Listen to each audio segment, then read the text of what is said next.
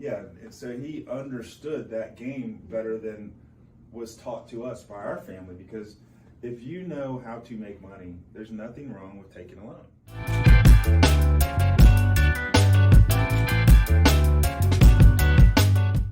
Hey guys, welcome back to the Dear Retirement Podcast.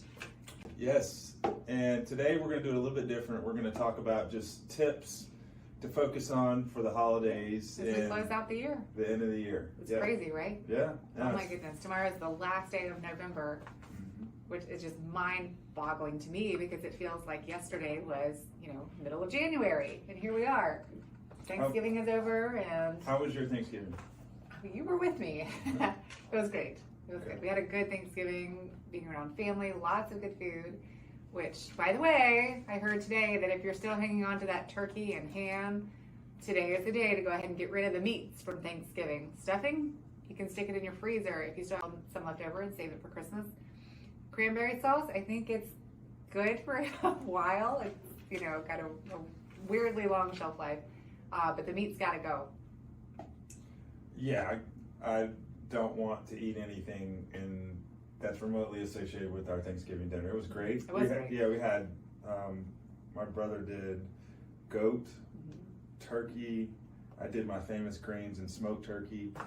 We had ham. Ham. All the regular fixings like macaroni and cheese, sweet potatoes, corn casserole, stuffing, cranberry sauce. What am I missing? Green beans. Not green bean casserole, just green beans. And desserts. Lots of desserts. Good stuff. Yeah. So what are some of the tips that, if we're going to give people tips on things that they should focus on at the end of the year, what are some of the tips that we have done that have served us well?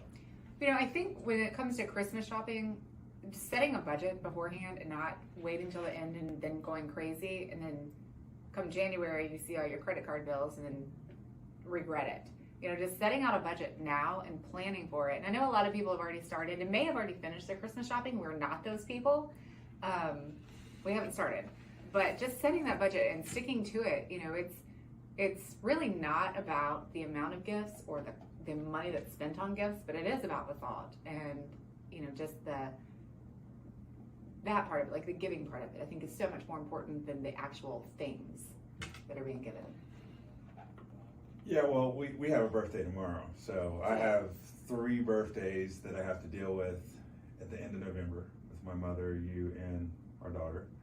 So we have one more. We have one more today. Actually, it's today, and so we just got back in the office from setting up the house with balloons and presents, and we just, as parents, we always try to make sure we make it special for our kids. It's definitely more so about them than it is us, for sure.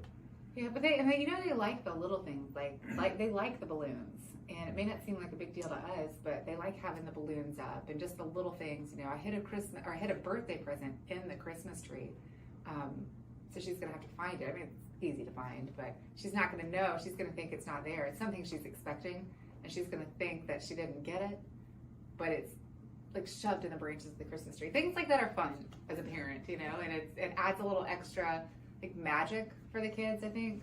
Like just a little something extra that they remember. Like, hey, remember that time Mom and Dad had a Christmas present in the tree? Yeah, and our other child is going to expect us to equally have the same style of birthday because they're just competitive like that. So does that mean we need to keep the tree up for a whole month after Christmas? No.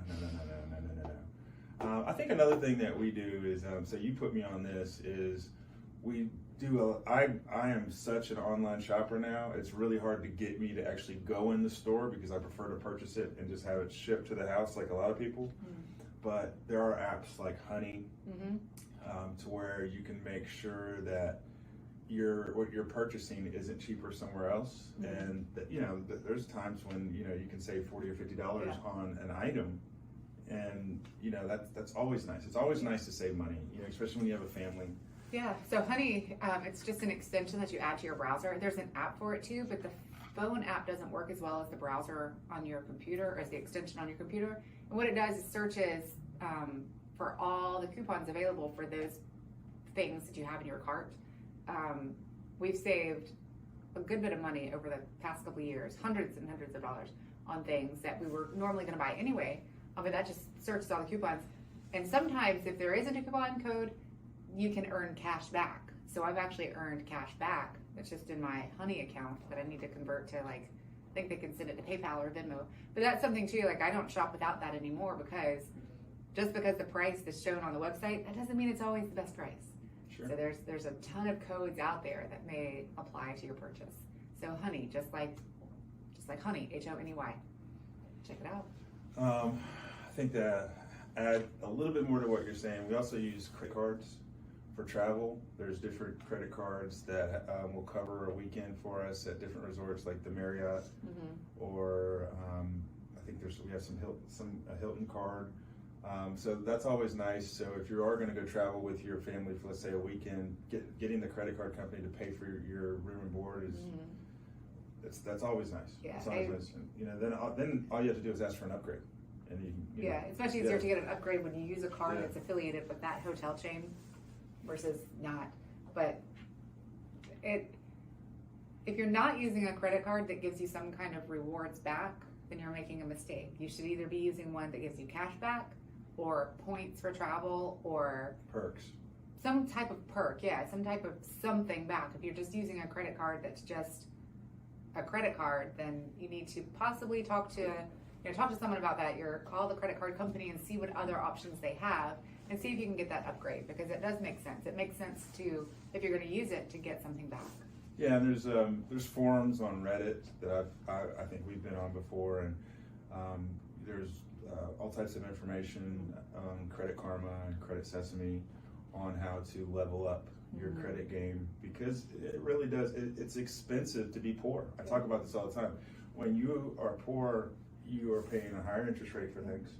You don't have the access. Yeah, you don't have access. You don't qualify for money being lent to you at a lower interest rate. So, it makes it harder. I mean, just think of some of the richest people in America. And I've been watching them over the years, and actually being a student of how they use credit to their advantage. They don't use their cash. It's all about the loans that they, and you'll see, I think I was reading an article once where it was talking about, what's Donald Trump's son's name, son-in-law's name? Jared Kushner or whatever. When he graduated college, he got something like a $20 million loan that he had to pay a small interest rate, and that's how he was able to buy. That's crazy. Yeah, and so he understood that game better than was taught to us by our family, because if you know how to make money, there's nothing wrong with taking a loan. And as long as you are a good steward of that loan, it can help you do a lot of things. It can help you invest in an office. It can help you invest in supplies, keep your cash. Because it's so important, because we're business owners, but also have access to liquid. And so I think the good thing about our business is we know what we're doing good enough to where we can be good stewards of a loan, and we are going to make sure that we get it paid back. And we can, if we get a loan, we're going to be able to make 4 or 5 times what that loan amount is, versus someone getting a loan and not knowing what to do with it. So I think it's very important, though, that you kind of have dialed in what you're going to do with the loan before you receive it. So, and then obviously the next loan is going to be bigger if you desire to use one. But I think it definitely helps you scale a lot faster. Yeah, I would agree with that. I would agree, but then there's just not enough education on a lot of that. Just like the borrowing, the loan process, like how to use it, how to use that to your advantage, versus just using cash. There's just not enough. Also, if you come from the right network, like true. I don't think that they even look at anything that like they don't have to show proof of your residence and all that. Like at the right network, you just get it. Based on so, it's not perfect. I think we live what's called a tort system, where you have to pay a fee for. I've always had a problem with this. There's different fees that you have to pay if you go to jail or get a ticket. That it wouldn't affect us because we have the means to pay for it. But if you're poor and you can't afford it, you go straight to jail. Yeah, that just never made sense to me either. That, or like penalizing people like for utilities. Like you're going to pay a higher deposit, or you're going to have a deposit because your credit's bad. and they're already, they're trying to get better, but then you're already making them pay more. Or the bank fees. Or the bank fees, yeah, you're right. It is expensive to. It's expensive to be poor. Higher interest rates on your cars, and I don't see it as much anymore, but I remember at one time we had clients that didn't trust the banks regularly, and they would prefer to pay with the money order or something like that. Yeah. But they've looked into that, and the insurance companies have mostly made that really hard, or they don't even want that business, because a lot of times people do forget, especially around the holidays.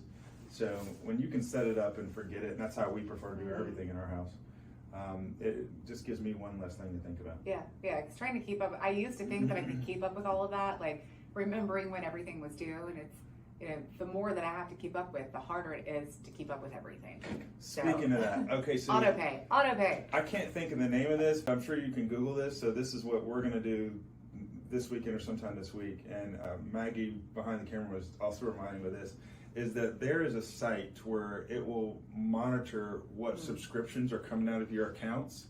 And chances are, if you've been around in 2022, 2021, and 2020, you have some subscriptions that you have forgotten about.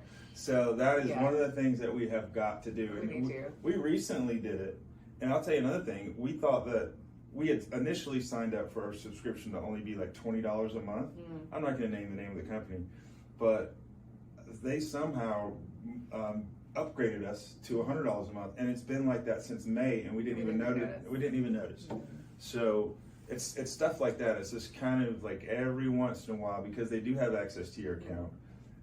You really just have to go ahead and spend the time and do your due diligence and just make sure that everybody is taking out the amount that you had signed on. For the term that you had signed on for. That's right. So they'll get you, and some of them make it really hard to cancel. But that is a good idea. That's a good reminder. So we need to do that. Because I'm sure back in like 2020, when everything kind of shut down, a lot of people were signing up for different streaming services, a lot of different subscriptions. There's subscription boxes out there, like all these things.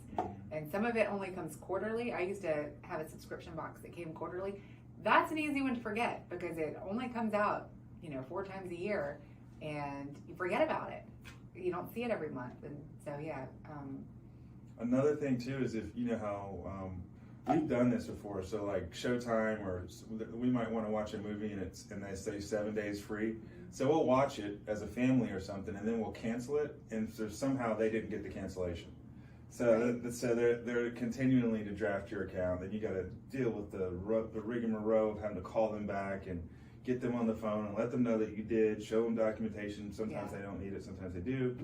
It can be a hassle though, a little bit of a hassle, and it can waste your day. It can waste your day, and that's what we try to do. We try to be good stewards of our day. What is our tip then? Go through your accounts and see if you have any recurring charges. That could be a subscription that you signed up for and don't need anymore.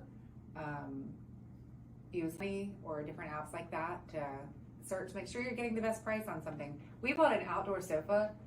When did we get that? Over the spring last year? I don't know. It's been at least like 6-7 months. But I used Honey, and we saved $97 on that one piece. That was after the already applied discount from where we were getting it. So we got a good deal on that. I think every day also I try to unsubscribe from 5 emails. Every day. Because I just keep, my email box is just, it's. Kobe saw mine one time and he was like, I can't even look. Yeah, I don't know, we're in like the 40,000s. It's a lot. Yeah, but then I'm constantly deleting though, and then I'll bulk delete something like, well, it's not deleting, it's unsubscribing. I know, but I've been doing that too. Or blocking. But the problem is that we both get each other's emails, so we're getting double. Yeah. Sometimes. Yeah. Well, also I know which email list that you're subscribed to. A lot of times I can see, I'm like, oh my God, there's no way in heck that is definitely more Mitchell's email that she participated in. Like one time though, or to access this information, you got to put in your email address, and guess what? Now you are forever on their email subscribe list. Good luck. Best of luck to you. So in the new year, I hope to have a cleaner inbox.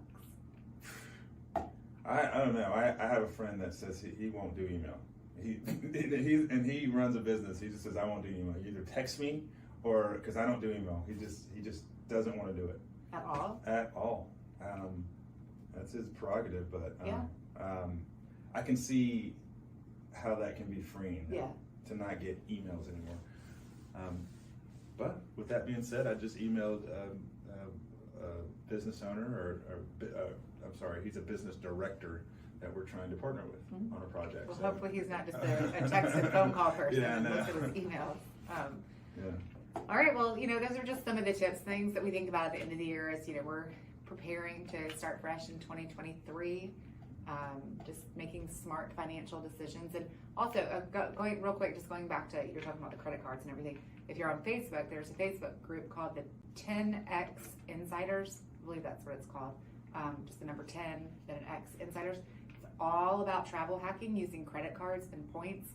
And I look at some of the trips that these people take using just points and their credit card perks. It's insane. Like Maldives, Hawaii, safaris, like all these trips. So, but they have figured out a system for it. And to get into the group, you are required to read the little book that talks about the how to do these things. But it's interesting. They have figured out. Only problem is we're already busy as it gets, and it becomes another job. Yeah, kind of like So, couponing was like a decade or so ago when people would just spend so much time like clipping. We don't have time for that. We do what we can. Yeah, and look, I'm 5 minutes late for my 1 o'clock appointment. Well, hope you enjoyed this episode. If you have any tips that you would like to share, just feel free to send them our way. You can drop a comment below. You can email us at info@dearretirement.com. That is DEAR, retirement.com. You can always find us on all the socials at Dear Retirement. We hope you have a wonderful rest of the week. What's our tagline right now before we sign off? Our tagline for what? The Medicare, health, and retirement for all. That's right. For all.